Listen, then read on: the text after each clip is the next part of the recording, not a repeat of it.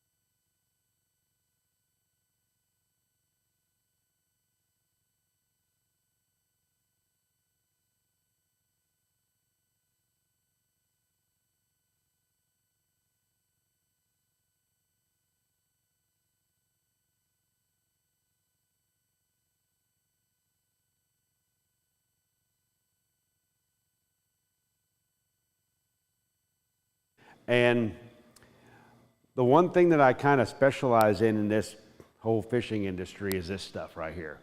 Understanding your sonar, how to make it more effective when you're fishing. And I teach it on the water, and I teach it here at seminars all around the country. And that's exactly what we're going to do here now. Take a quick little story. I am now in my 4th decade of doing this for a living, 40 years. Before that, I went to high school, and I actually fished my first major bass tournament while I was a senior in high school. It was the 1982 New York Invitational Bassmaster event on Thousand Islands. Thousand Islands is what's called St. Lawrence River, which flows into Lake Ontario. It's a pretty big body of water. And back then, it was everybody got paired together to go fish for the day. And if you think about this, I'm a senior in high school, fishing my first big giant tournament. I'm nervous, I'm scared, I don't know if I'm going to catch a fish. And I get paired with Forrest Wood the first day of the tournament. So I get to fish with a guy that's, you know, kind of the idol of bass fishing. Ranger boats, you guys know the story. Had a great day. Didn't catch many fish, but had a great day fishing with Forrest. Ran all up and down the river, and it was a really nice day fishing. And the second day, the kind of weather turned a little bit. Got a little bit breezy, a little bit bumpy. And here's where the story comes in. I get drawed with a guy named Joe Thomas the second day. Joe's another legend in the fishing industry. He's about the same age. He's a couple years older than I am now. Steele's Reel in the Outdoors. He hosts that show. Ultimate Match Fishing. He hosts that show. If you guys hunt, American Archer. He's the host of that show too. So he's been around a long time. He comes to the room, and we discuss where we're going to go fish the next day. And I said, pardon me, I knew that was going to happen. He says, where are we going to fish? And he says, a place called Chameau Bay. And I wasn't very familiar with Chameau Bay, and I says, well, Joe, where is it? And he pulls a napkin out of his pocket with a Sharpie drawn on it and goes, well, it's right there. I says, how do we get there? He says, well, you go drive out in the lake, and you go past the first big giant point you see 30 miles down the lake, and you make a left-hand turn, there's Chameau Bay. All right, great. 3.5 hours later, the next day, after takeoff, we found Chameau Bay. We broke down once we got in there. The service trucks had to come fix us up. We made it back that day, but we didn't have maps back then. We didn't have side scan. We didn't have down scan. We didn't have any scan. Figures I'd start coughing. I haven't coughed all day, and I'm going to cough during my seminar.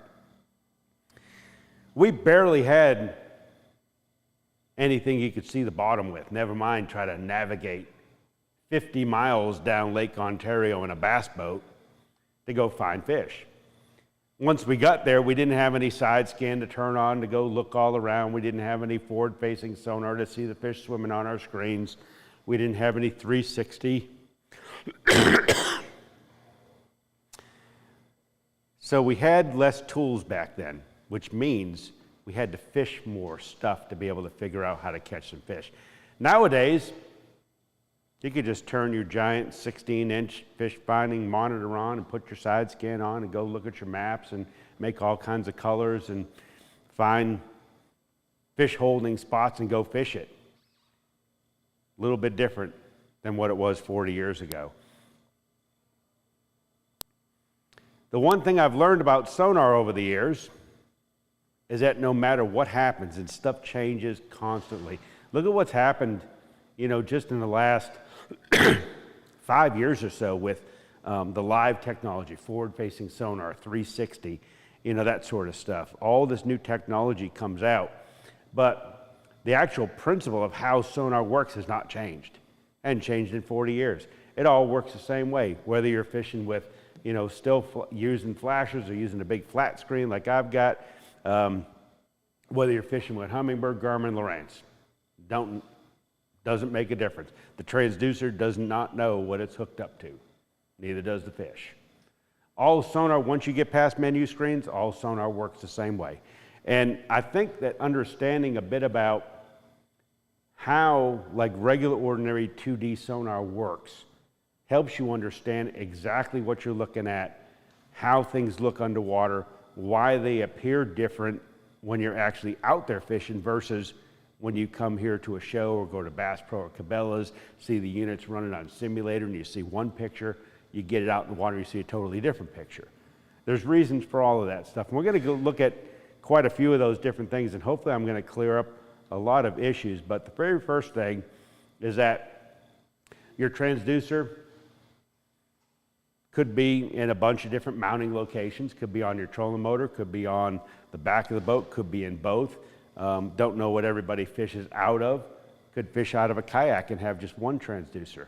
I've got, on my new boat that I set up, I have got one big one in the back that does my side scan. I've got one glassed in for my two-dimensional or 2D readings running down the lake so I get high speed. Up front, I've got two live transducers. I don't know why you need two, but I got two of them. I have a one that does 360 and one that does straight down. So I've got a lot of different things going on in the boat. In the water, doesn't matter. Sound travels at 4,800 feet per second. Sonar emits a sound pulse down there, it hits the bottom, returns back up, tells you how deep water is. It's how it did it 40 years ago, it's how it does it now. Anybody crappie fishes out here?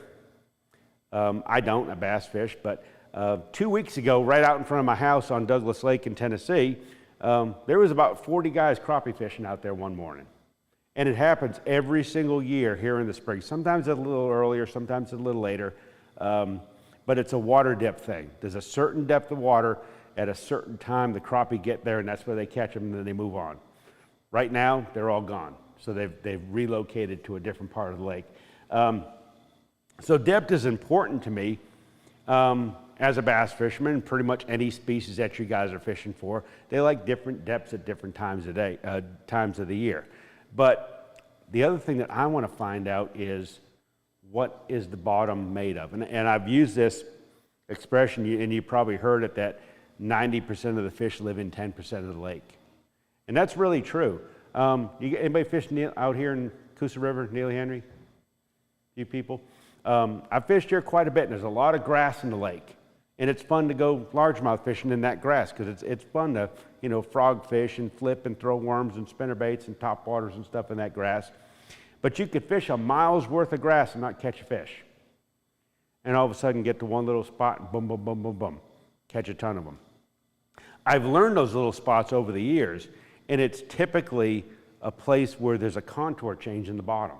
There's a reason why all those fish were right here, but they weren't in that whole mile-long stretch that you just fished.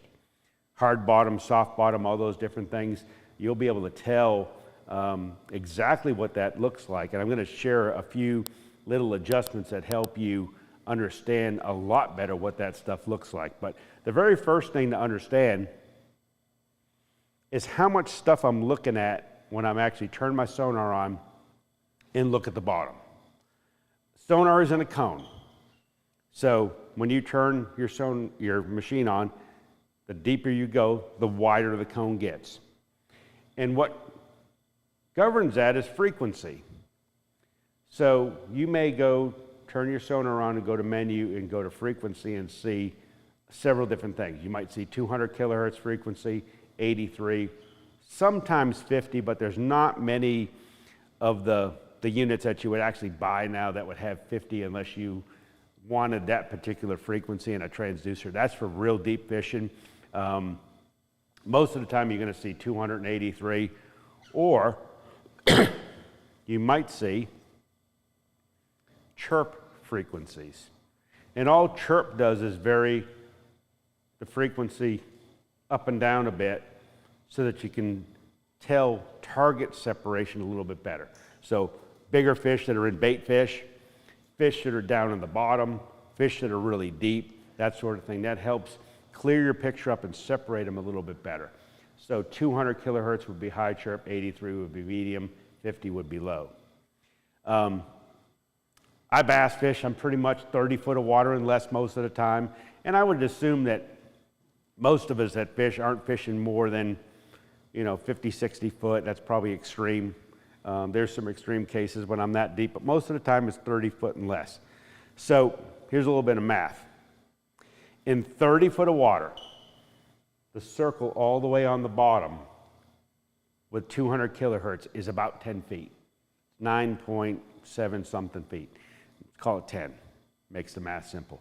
As I go up in depth and I'm only in 15 foot, that circle's not 10 foot anymore, it's 5. If I go to 60 foot, it's doubled, it's 20. So it's just everything's kind of cut in half depending upon what depth you're at.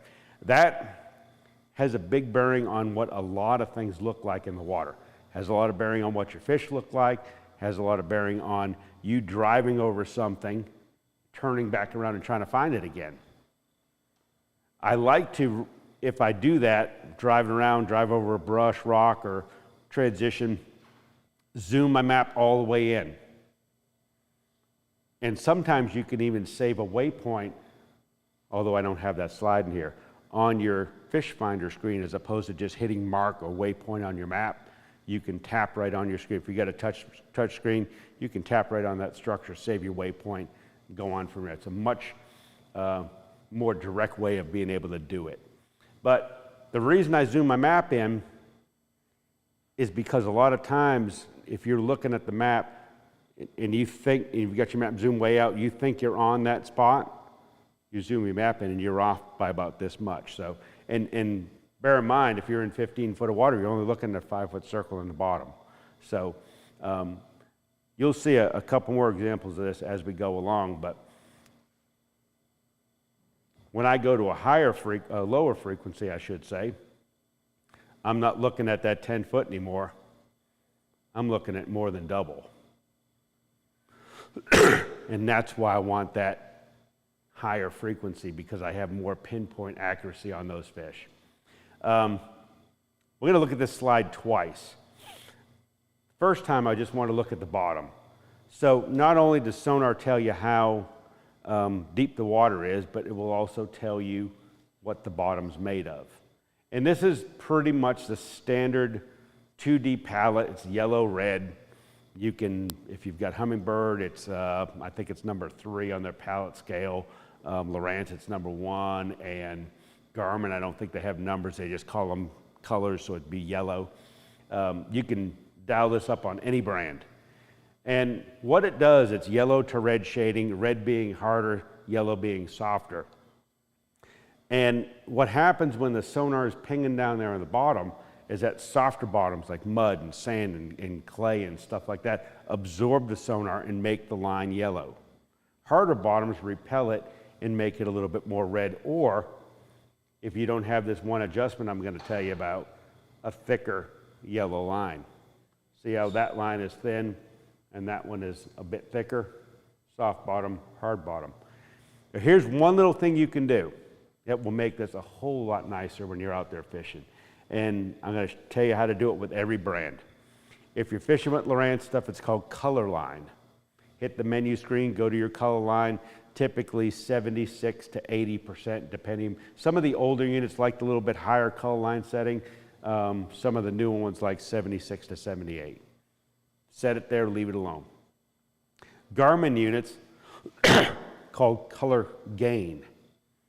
Go to it and go -3. Humminbird, contrast, 12, 13, or 14.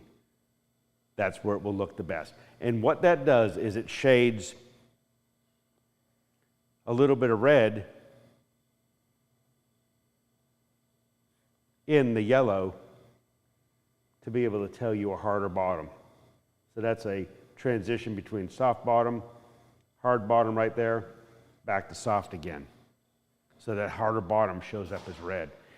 It also has a pretty good effect on how your fish look. And this is a simulator photo of a unit running somewhere 20 years ago in a sports goods shop to show you what fish might look like. And I do ask this question in every single seminar that I do all around the country. Does anybody see that many fish when they're out there fishing? I had one dude raise his hand about 2 months ago in Indianapolis, Indiana, and I said, well, I'm sticking around here for another day. I'm going to go fish with you. That is kind of a picture to show you what fish might look like. And these are all these arches are all fish. And these bigger clouds right here are bait fish. But the arches are all different sizes. Some have a lot of red in them, some have a real lot of red in them, some have just a little bit of blue in them, smaller images. And what happens is when you have that color line set right too, is it is distinguishing between the sizes of the fish. So if I see more red in a fish than I see a thinner line, the red one's the bigger fish.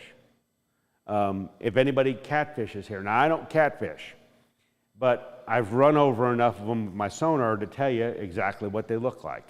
It's typically a bigger arching mark, a longer arching mark with red on one side of it. That's his head.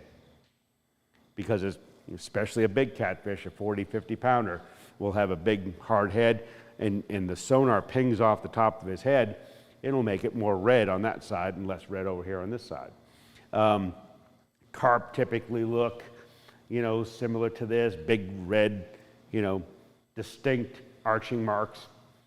Bass typically don't look like that, smaller arches. Crappie will almost always be red blotchy marks, like this. And you get to look at enough fish on your screen, you get to sometimes tell the difference between one and the other. But one thing that is certain, the only way that they're going to arch on the screen like this is one of two ways.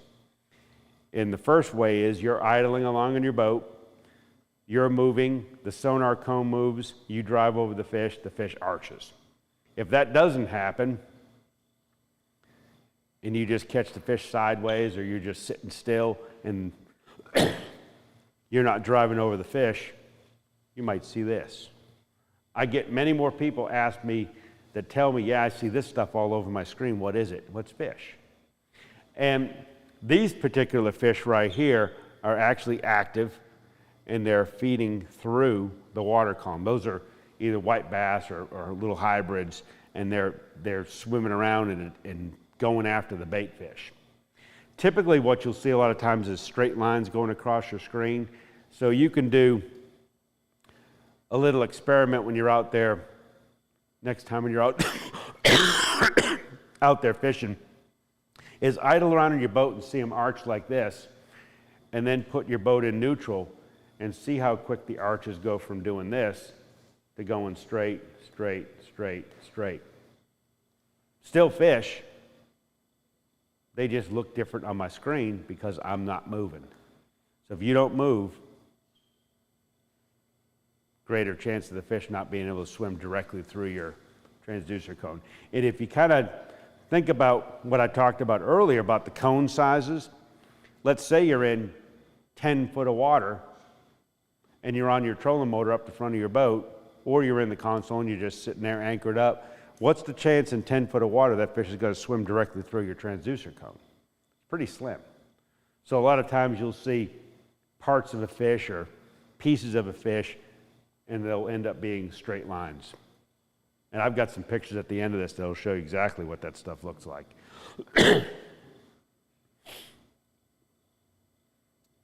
Couple little things to adjust. There's not much that you need to do in today's modern fish finders. I do like to get as clean a picture as I can, and that's typically with these two things: noise rejection, surface clarity. If you're fishing out of an aluminum boat with externally mounted transducers, you want to change your surface clarity a little bit and go to low or medium. Same with your noise rejection, because you tend to get a little bit more noise in your transducers with aluminum boats. But anytime that I'm seeing a little bit of disturbance up there, that's when I want to set those. Usually in a fiberglass boat, low on both of those works great. But again, if you are fishing out of an aluminum boat with external transducers, then you want to set those both to, low or medium. Other than that, sensitivity would be the next thing that I want to change. And that is typically when I don't like the picture that I'm seeing, and it's typically around cover. Let's say, for example, you're going to go to Lake Guntersville, and it's the summertime, and there's tons of grass that's grown. It's coming out. It's all topped out all over the lake, and it comes out to those deep channels, and it drops off, and it's still growing down there in 10 or 12 foot deep. And you drive your boat over it and try to get a picture, see if there's some fish, and your entire screen kind of looks the same color. You don't have separation between bottom, structure, and fish. So in water that's less than 15 feet, I like to decrease my sensitivity a little bit until I start to see a good, clear picture. Just the opposite in deeper water, I want to increase my sensitivity a little bit. Anything that's over 15 feet, I increase sensitivity a little bit until I start to see a good picture. And all I'm looking for is what's called separation. I see the bottom, I see the cover, I see the fish. Now I can tell you just by looking at this picture, and this was actually a real picture. This was Kentucky Lake, I don't know how many years ago. It's a big, long, flat, fairly soft bottom that runs, and it gets hard right there. There's the red, drops off into the river channel. It's like 60, 70 feet out here. And there's a brush pile there, a brush pile there, a brush pile there, and that is a bridge abutment or a little foundation piece that's coming off the bottom. I could tell you which ones I'm going to catch. I don't want to fish for these because they're not near the cover. I'm going to fish for those fish right there. And if you think of any type of fish that's actually feeding, a bass, a crappie, catfish, striper, I don't care what it is, they're going to be around the cover. They're going to hide and ambush their prey, and that's how they're going to feed. So my chances are greater fishing for these fish than these ones right here that are just swimming around out in the middle of nowhere. I can also tell you that because they're not on the bottom, they're in about that 10-foot zone that eliminates a lot of different baits. I'm not going to fish plastic worms or jigs or Carolina rigs or stuff that goes right to the bottom. I'm going to fish stuff that's above their line of sight. Swim baits, spinner baits, lipless baits, crank baits, even top waters. If the water's warm enough, you get them to come up, throw a top water over the top of that brush. But I've got pretty good separation that I see everything and I can tell those things. A little bit about why all of this looks a little bit different. And it comes back to that color line adjustment that we made earlier. And it reads different densities. So if you think about these two brush piles right here, this one is much smaller than that brush pile. This one is much higher, so there's going to be more space in and around the branches and parts of the brush pile that aren't right there. This one's smaller, more dense, that's why it's more red. This one's bigger, more spaced out, that's why you get compression down here, because the weight of the brush is compressing that, making it harder. but it's more spread out here, which makes it a little bit more yellow. So I'm just trying to separate things with colors to tell the difference between one object and another, and the same thing with that one right there. That's obviously hard foundation, bridge abutment, concrete, something like that. That's why it's really red. And that's kind of how you tell, you know, if it was all rock, it would be something like this.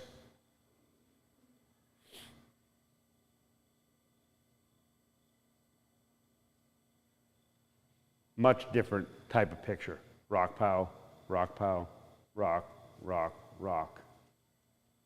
You can kind of see the actual formation of the different rocks in top of the different rocks here, right on this point.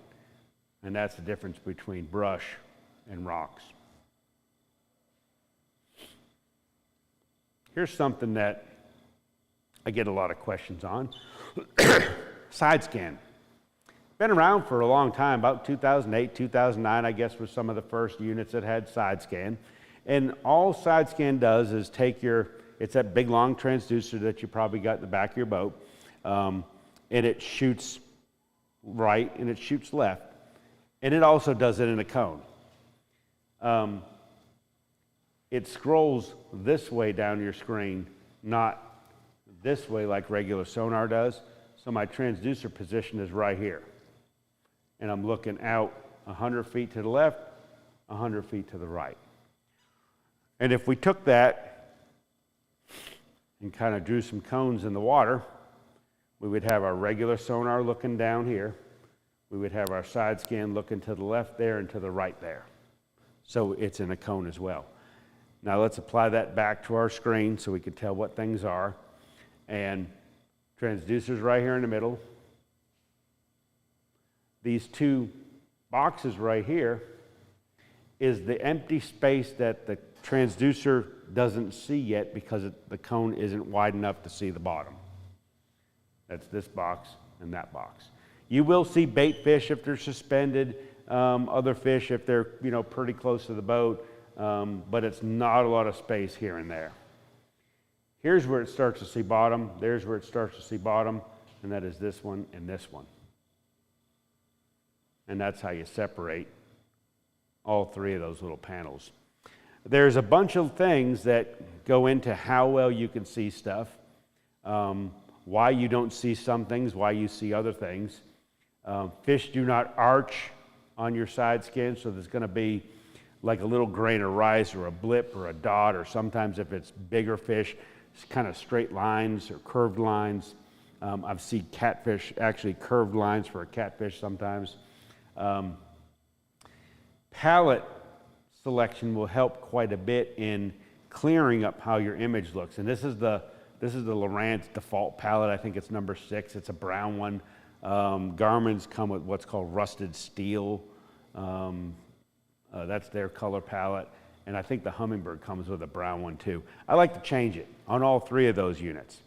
I will go to my menu screen and go to the palette, and there's a bunch of different ones to choose from.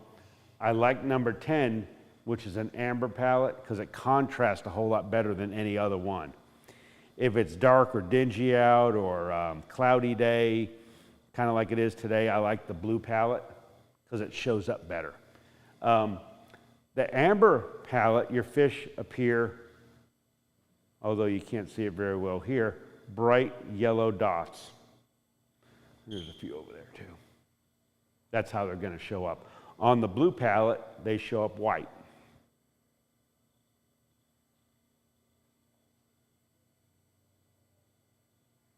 Dots. You can adjust both of these with contrast to be able to get a much better image. I'm going to talk about that here in just a second. But the things that I tend to look at is these coloration shadows, where it's lighter, darker, darker, that sort of stuff. And all that is a change in depth, or could be a change in cover as well, from softer bottom to harder bottom. But it's typically like a little drop or a ditch or a drain. And what happens is that, so the sonar cone can't go down If it's coming along this way and it's hitting the bottom and then there's a drop off right here, it just continues to go. It does not see that drop, which is why you get these shadows on this side. And that's the stuff I look for, because that is the 90%. 90% of the fish that may live right there in that spot. And that's what I look at a lot. Same thing with this little point right here. You see these three fish right here on this little outcropping of this point. That's another thing that I tend to look for. Some adjustment settings. The first would be range. And you can look out 500 feet if you wanted to in this thing. I don't. Typically, I'm somewhere between 80, 100, and 120. You can set your range on automatic mode. So you can go to your menu screen, you can hit automatic, and your side scan will adjust 4 times the distance of your bottom. So it'll go out, if I'm in 20 feet, my side will go out 80. If I'm in 25, it goes out 100. 50 goes out 200. What if I get in shallow water? I'm out here in Neely fishing in the springtime like I was the other day with Dano, and he had me in 1.6 foot of water. That was deep. We were digging up mud most of the day. If I wanted to use side scan in really shallow water, it's not going to go very far. So I need to go ahead and go to my range and adjust that. And I typically like, somewhere 80, 100, 120. We're going to go to 200 right here just so you can see. But rarely do I go more than 200.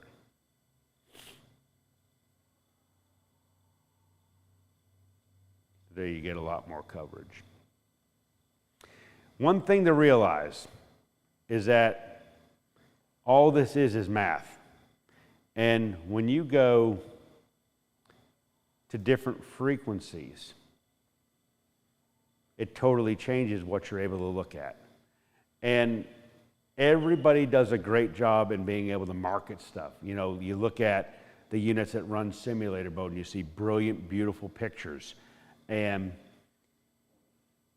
you put it on your boat and you go out in the real world and you can never achieve those type of pictures sometimes. Distance, range, and frequency all go hand in hand.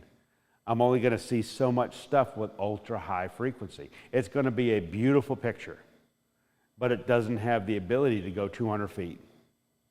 It's just the way sonar works. When we look back at the very beginning of the seminar and I showed you the down frequencies, and I said 50 kilohertz isn't used much in fresh water. It's used in salt water quite a bit because that low frequency of the 50 kilohertz has the ability to go 500, 600, 700 feet, 1,000 feet, 2,000 feet. 200 kilohertz doesn't. It just won't travel that far. So when I go to different frequencies, I see different things depending upon the depth of the water. And if you think about this, let's say we got 40 foot of water, we're going 80 feet this way, and I've got 3 choices. I've got 455, 800, or really high definition. When I go to the really high definition, my transducer cone shrinks. When I go up a little bit, it gets wider. When I get lower, it gets wider. When I go to the 455, it gets even wider. So where am I going to see more stuff in that depth of water? With the bigger cone. So each one of those frequencies is a tool to be able to do something. And my typical rule of thumb, the higher the frequency, the lower distance I'm going to look. I really like it in shallow water. Springtime, you're in 15, 18 foot. You want to look up in little pockets or coves and look for stumps and brush and rocks and fish and things like that. You can turn your high frequency on, scan that whole cove, 60, 80 feet, maybe 100 feet tops, and be able to get beautiful, brilliant pictures. But when I get out in deep water and I'm trying to scan, these banks and bluff banks and 45-degree angles and look at trees and look at docks and look at this stuff, I just can't do it with a beam that's that small and get any type of a good picture. So I've got to use the 455. When I do that, however, I need to change one thing, and you can do this with every single brand. Change your contrast. The lower the frequency, the lower the contrast I want. So if you go from the really high def and you're getting a beautiful picture and you all of a sudden turn it to 455, the whole screen's going to be washed out. You're not going to see anything. Go to your contrast and turn it way down until you're able to see the fish, the structure, a little bit of separation. And if you do those things, you'll be able to utilize your side scan a whole lot better.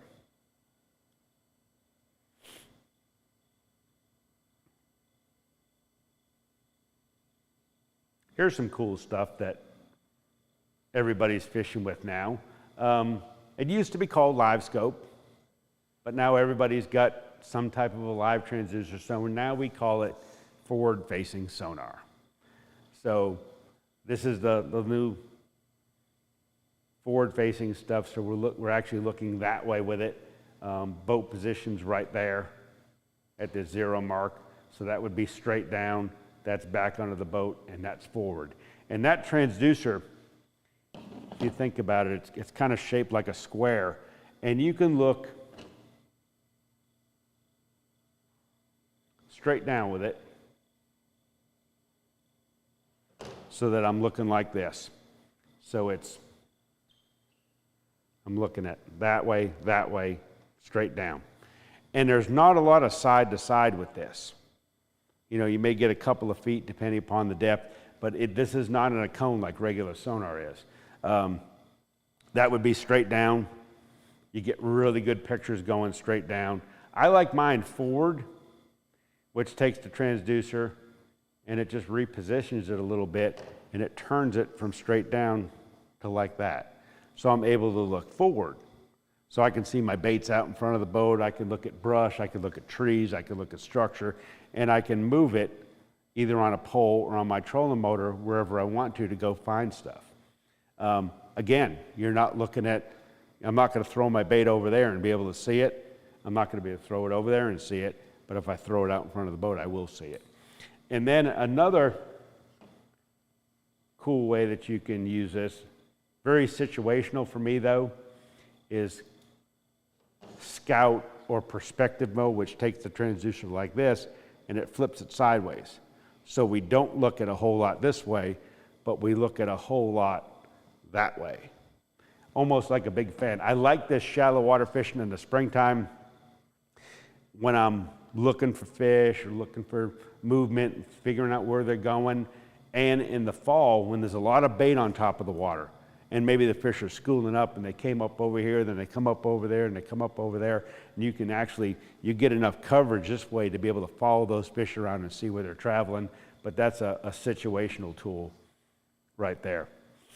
So here's a cool little video, and I learned early on that just because you have this thing doesn't mean you're going to catch every fish you see on it. And I learned this pretty quick. This was about I don't know, it was quite a while before it ever came out in the market. This was Lowrance's active target, and I didn't know how to adjust it, didn't know how to set the thing up. I just took it out, put it on the boat, dropped it in the water in front of a brush pile, and this is what happened. You'll see I got it going straight down. I'm going to turn it just a little bit so I can see this other brush pile, and there goes 1, 2, 3, 4 fish. There's one brush pile here. There's another one over here you're going to see, but there's a fish there, fish there, fish there, and that one just kind of disappeared for a second. And they're all going to go swim over to this other brush pile. Now, I'm just moving the trolling motor just a little bit, and you'll start to see that brush pile on the right come into focus a little bit better as I move the transducer over the top. There goes my bait, because I'm all excited. I'm seeing fish all over the screen, and I'm dropping my bait down there that you'll see going up and down. And they're not eating it. Down it goes, down it goes. They're swimming all over the place, and they're not biting my bait. And that's the first thing that I learned about this pretty quick, is that just because you see them on the screen does not mean that they're going to bite your stuff. I've never found a magic button on a fish finder that you just push it and the fish bite. Still got to make them bite. So I learned a lot about fish behavior, How do they react in the cover? How do they react on the bait? How do they react with one another? How do they react or not react to the bait that I'm dropping in front of them? Perfect example is shallow water fishing, which I love to do. A little trick, if you're jig fishing in shallow water and you want to trigger strikes, put about a four times heavier jig on that you probably would have thrown.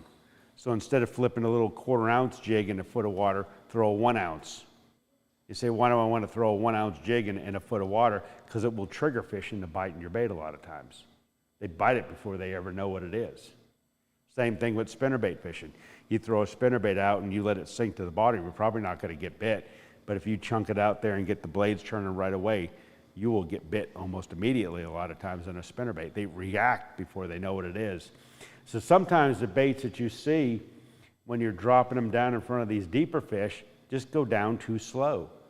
They've seen tons of drop shots. They've seen everything. I want to trigger those fish, so sometimes speed, get it down in front of them quicker, have them trigger on that bait. Sometimes it's different colors, sometimes it's speed, sometimes they just won't eat it all. Like these ones don't eat it all. So I've learned not to fuss around with these fish that are swimming around but don't want to eat my bait, and paying attention to the ones that appear in the screen, like that one right there. That one just showed up. Remember, I'm not looking at a lot of distance here and here.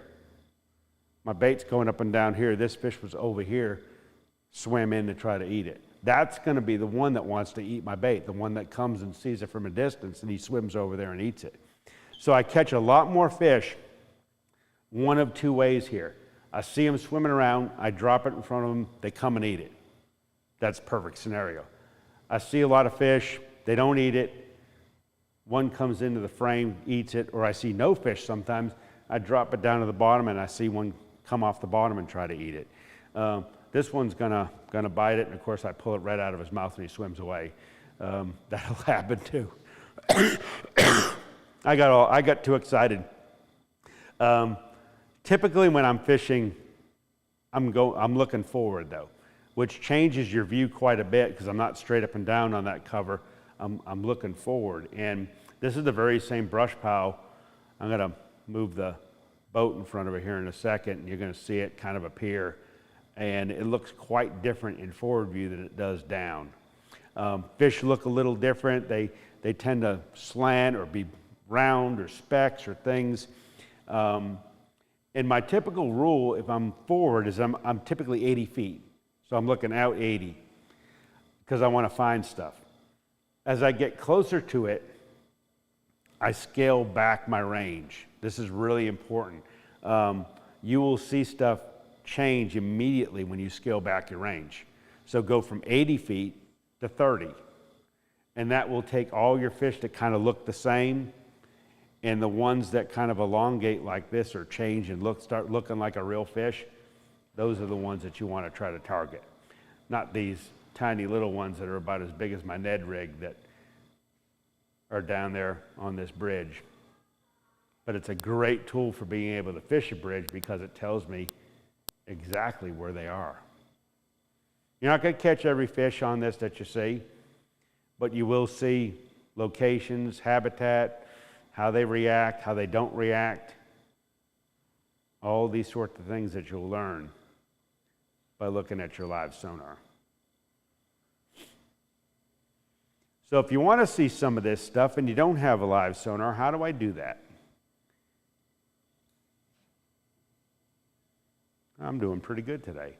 If you're on regular old 2D sonar and you want to see your line on the screen, you want to see some fish come and eat it, here's the one time when I change frequency.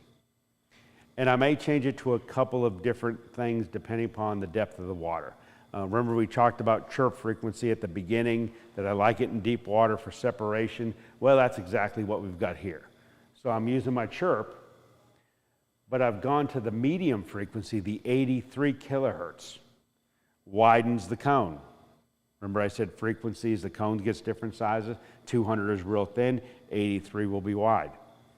The reason I do that is I like to see my line on top of the screen right here going down. Drop shot fishing, jig and spoon fishing. This was a jig and spoon, as a matter of fact.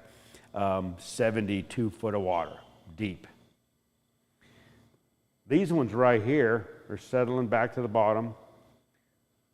That one's getting ready to get caught. That is regular 2D sonar. That picture's probably 15 years old. But I go to my chirp because of the depth. I go to my medium because I need to widen the cone so I can see my line right here.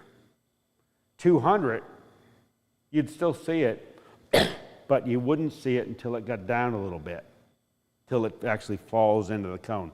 I like to see it right up top. Little more realistic picture right here. This was a fun day. 20-something foot of water. Pretty soft bottom. All this blue is bait fish. Red marks in the middle, straight lines. Bass. Separation from that color line setting. That's a pretty good picture right there. All these fish right here are streaking through the water column because I just caught one, and they're trying to eat my fish or eat the bait out of his mouth because there's so many down there. They're so aggressive. You don't see my line because I actually just caught one, and those fish are chasing them to the boat. But look at where they are. There's the 10%. 90% of the fish, 10% of the lake. Every single one of them came off this little stretch right here. And one last one for you guys. If you're fishing for a crappie, here's almost the same thing, but with crappie. So the bluish purple stuff is your bait. Blotchy red, blotchy red, blotchy red, blotchy red, blotchy red. Crappie. All those are crappie. Red marks, just like the other ones that were straight. Bass, bigger fish. That's why they're in red.